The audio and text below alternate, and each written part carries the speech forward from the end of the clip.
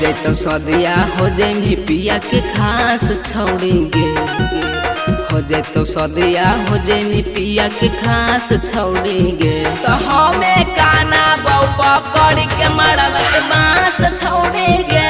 हमें काना बहु पकड़ के मरवा के बांस छोड़ेंगे। चल जाए ही करी के तो निराश छोड़ेंगे। चल जाए ही करी के तो निराश छोड़ेंगे। तो हमें काना बहु पकड़ के मरवा के बांस छोड़ेंगे। हमें काना बहु पकड़ के मरवा के बांस छोड़ेंगे। मरवा के बांस छोड़ेंगे। बांस छोड़ेंगे। Music by Amit Gupta. पकड़ पकड़ पकड़ बांस छोड़ेंगे। बांस छोड़ेंगे।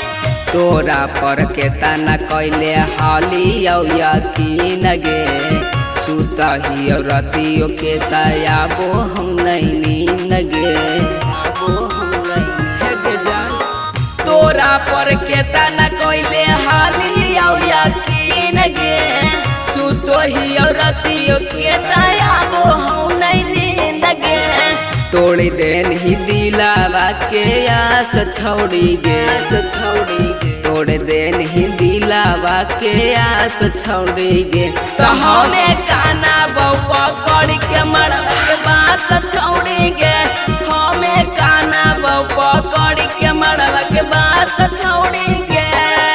के बांस छोड़ी गे। मरवा के बांस छोड़ी गे। बांस छोड़ी गे।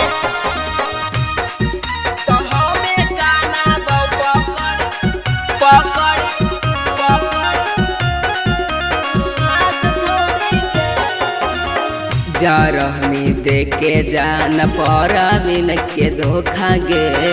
पियावा के प्यार तो समझनी अनोखा गे। जा रहनी देके जान पर बिन के धोखा गे।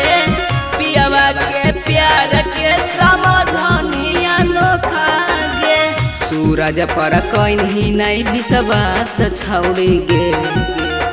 सूरज पर कहीं नहीं विश्वास छोड़ेंगे। तो हमें काना बहु पकड़ के मरवा के बांस छोड़ेंगे।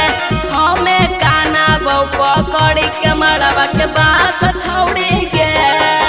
सवेरा फिल्म्स रिकॉर्डिंग स्टूडियो शाहपुर चौक देवन।